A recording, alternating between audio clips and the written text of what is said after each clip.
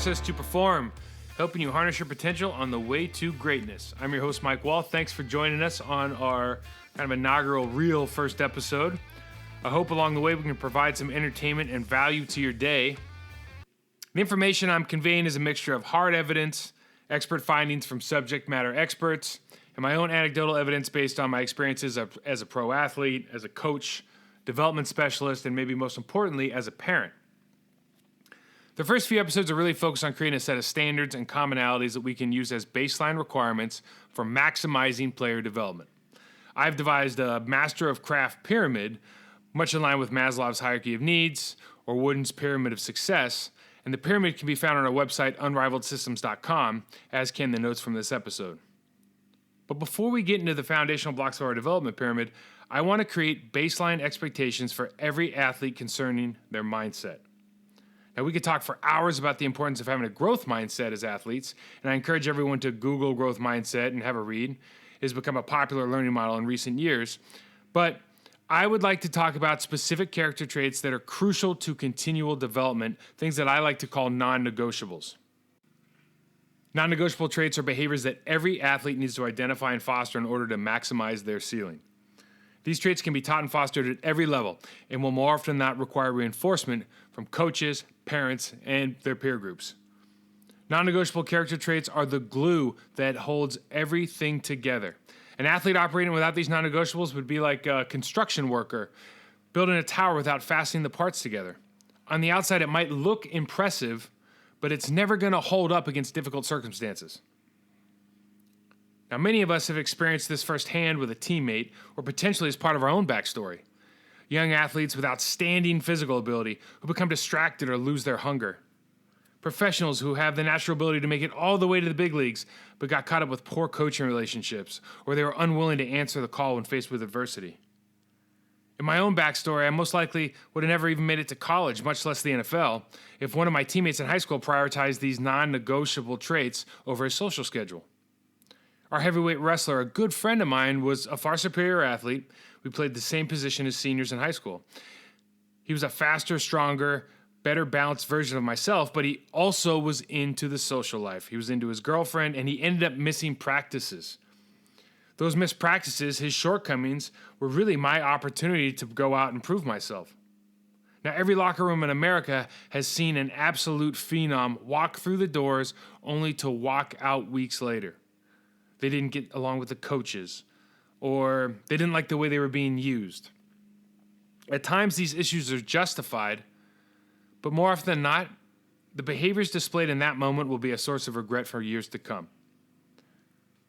The non-negotiable character traits that we'll be discussing in this episode are as follows: intrinsic motivation, coachability, presence, competitive mindset, willingness to work hard, and the willingness to take short-term pain for long-term gain. I'm sure if we took a poll, we could find more traits to cover. I've selected these specifically because they have an influence in everything we will discuss moving forward.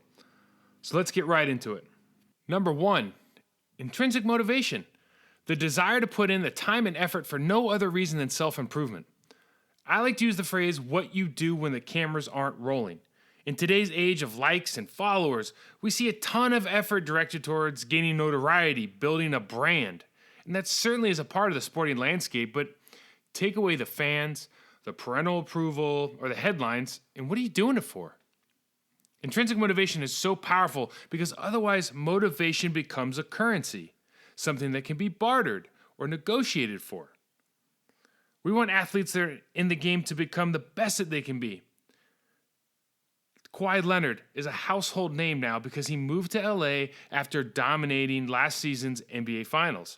But Leonard had never been about the fame. He has always been about reaching his ceiling. I love stories like Kawhi Leonard's because he didn't need to post himself dancing in the weight room to feel loved. The sport loves Leonard, and he loves it right back. And that's what intrinsic motivation at its core is. Do you love what you're doing enough to try to reach your ceiling? Coachability. The thing about coachability is marginal athletes learn this at an early age because they don't they don't really have a choice. If you don't learn to take coaching, if you're kind of an average, even an above average athlete, if you don't learn to take coaching and you're in a competitive sport, in a competitive situation, so you're playing AAU basketball, you're playing club soccer, you're playing kind of an advanced league, 7-on-7 football. If you don't take coaching, you're not going to play. You're not going to get anywhere. Now, the people that sometimes struggle here are the phenomenal athletes. The athletes at a young age who have the size and the speed and the power required, maybe the gross motor skills required to really dominate irregardless of what's happening. And sometimes you see the people that flame out quickly are those that get to a certain level, a high level albeit, but a certain level because of athletic ability, but have never understood how to take coaching. They have all these acrimonious relationships with coaches. And as players, we need those relationships. You need that healthy relationship between yourself and a coach. We need to understand and we need to foster that relationship for both of our benefits, for the benefit of the team, but ultimately, that person can have a huge impact on your life. I had a strength and conditioning coach, Phil Emery, when I was at the Naval Academy. Man, changed my life. He opened doors through kind of discipline and routine development that I didn't, know existed, and really kind of propelled me into becoming a professional athlete. Something I love to talk about, competitive mindset. Now, this has to be kind of age and skill appropriate, but does the athlete keep coming back for more? Like no one's demonstrated this better, I think, than probably the Rocky movies, like the one more round idea. But if you're getting beat up in a game or in a practice, are you willing to keep fighting, or you tuck tail and run? Do your shoulders slouch over? Have you given up physically? Have you broken that kind of really powerful mind-body connection by using bad body posture that leads to kind of negative thoughts? When I say it's age and skill appropriate, at a young age, it's very difficult for an athlete to correct themselves kind of mid-competition. And so one question you have to start looking at as a young athlete when you're looking at young athletes is, are they willing to come back the next day and work on it? Are they willing to identify what happened the day before and then come back and start working on that? Can they have their ears up and be alert the next day, or are they still kind of pouting around and feeling sorry for themselves? Now, as older, highly trained athletes, competitive mindset does manifest more often during live competition. We have the ability to make those adjustments required to win our 1v1 matchups, and it's often a question of if we trust ourselves and our preparation enough to make the required changes. So regardless of age, how we approach competition can speak volumes about our longevity in the sport. So focus and effort can be volatile in younger, immature athletes, but that fighting spirit must be present and celebrated. As older players, respecting practices with healthy competition is the best way to prepare for real confrontation. Given the right amount of recovery, an advanced athlete should be expected to bring it every single practice. And what we have to realize as parents and coaches is that some sports are more than just working harder than the next player. There's a limitation placed on effort when the levels of technique are high enough and involved enough in that specific sport. So we have to celebrate the willingness to come back and try to improve day in and day out. That's part of having a competitive mindset. It's not always just going to be how it manifests on game day. Presence. What kind of teammate are you? Does your presence bring your teammates' levels up or down? When you enter the huddle, do players' shoulders go back, or do they slouch forward because you bring a negative energy? We can talk about presence in terms of on the court and off the field. You've seen many times in a basketball game where a player's standing wide open underneath the basket and they miss him, and his hands go up, complaining all the way down the rest of the court. You see the same thing in soccer. If somebody misses a cross, arms go up, flailing, complaining, why didn't you see me? Why didn't you see me? Now, the ideal player doesn't disregard the fact that he didn't get the ball, but his eyes are wide open, his ears are up, he's alert. He's still going after the play. He's still trying to make things happen. And then at a later time, when appropriate, he can go back to that teammate. Hey, I'm going to keep working to get in that position. Find me under the basket. Find me near the goal. And as young players or even aspiring pros, we have to understand that coaching staffs are extremely interested in what your presence does to their locker room. Does it add value or does it take away value? A lot of times you'll see very talented young athletes going into a pro locker room and kind of disregarding the importance of presence because they think they're too valuable or they're big enough where the rules don't apply to them. And they're always in for a rude awakening that very, very rarely ever is the case, and where a player is kind of too important to have a good presence in that locker room, because coaches, they know that the makeup of that team and how they go together through highs and lows is really going to determine their ability to win championships. The willingness to work hard. The best athletes are usually the players that are extremely talented but have a work ethic to match that talent. When I think about kind of the heroes of my generation, the Michael Jordans of the world, the late, great Kobe Bryant, when you hear about how they practiced, the work that they put in every day, what they put their teammates through from an intensity standpoint, sometimes it was overwhelming. But one thing is undeniable. If you want to be the best, you have to put the best effort in. When I think of modern day athletes, I think of Steph Curry. Again, a guy who's changed the game of basketball. He's literally changed the way that we think about the sport. He's redefined what it means to be open and where you can shoot from. How many kids, when you're walking into a park, or you even watching on high-level basketball, high school, college, have redefined where their shooting range is because of what Steph Curry has accomplished?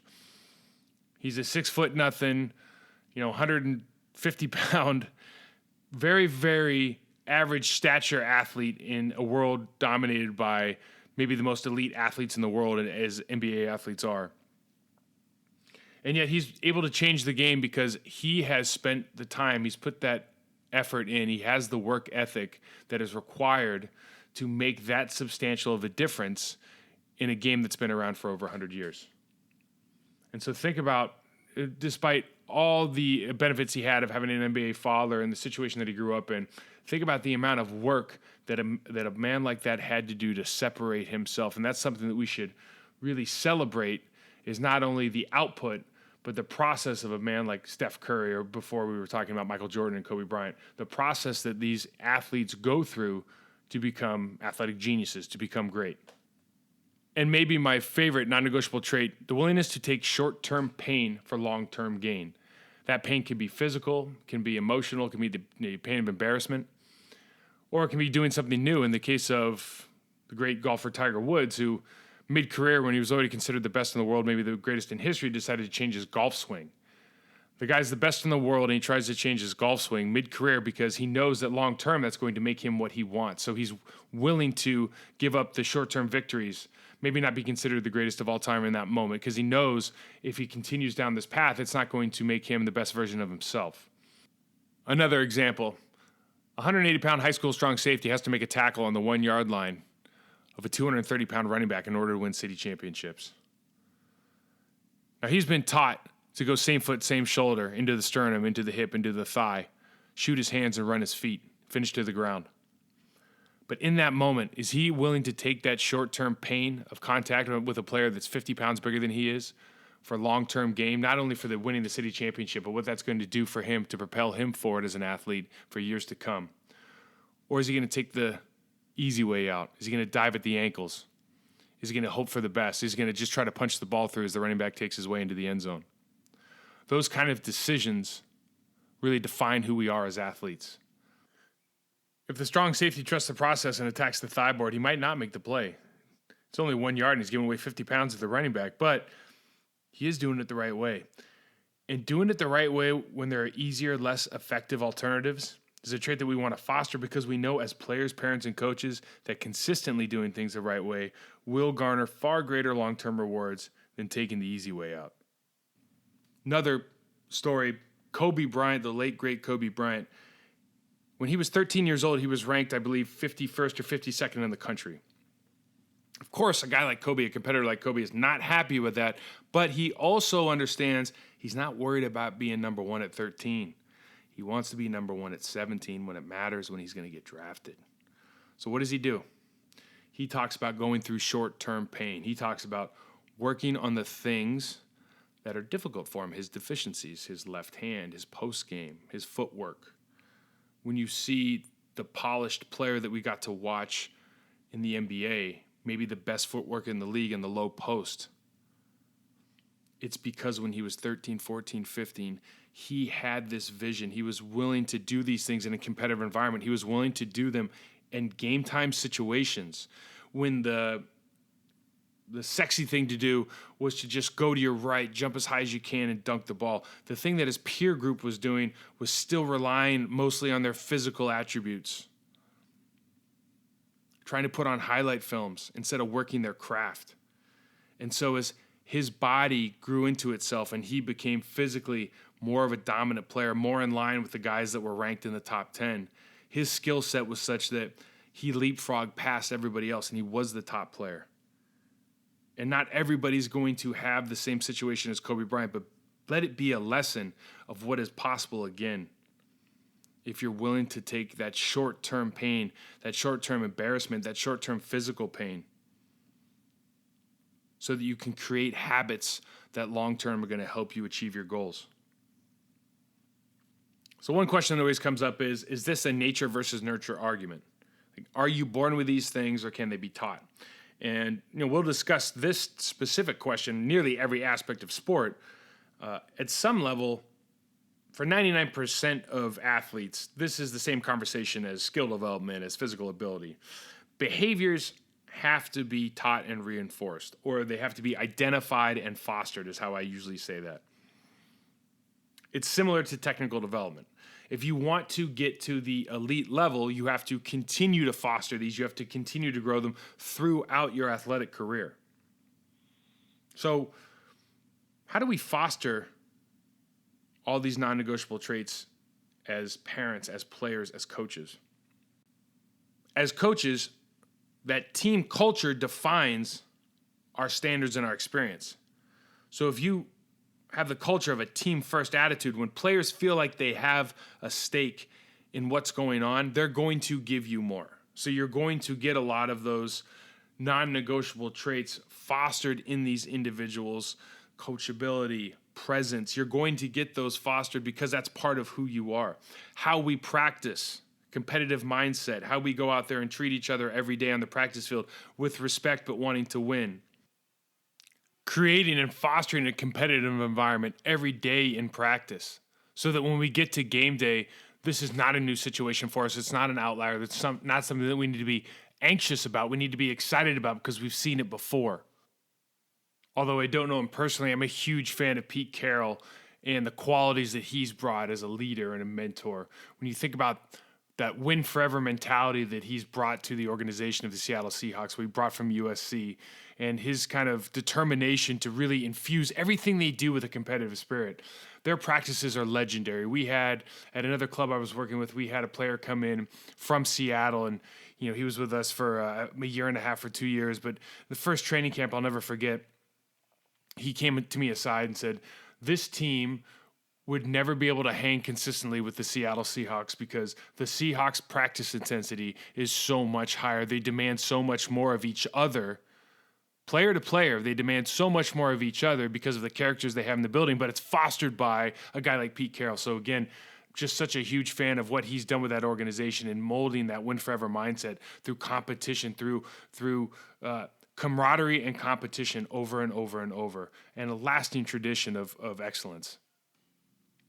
As coaches and parents, we want to transmit the importance of these behaviors whenever possible. Sometimes we forget about the importance of communication, being clear, concise, congruent, and transparent in our lines of communication, whether we're talking about our team culture, whether we're talking about our value system at home. We have to make sure that everybody's on the same page. That congruent language, that transparency in the way that we communicate is so important to developing and fostering these character traits.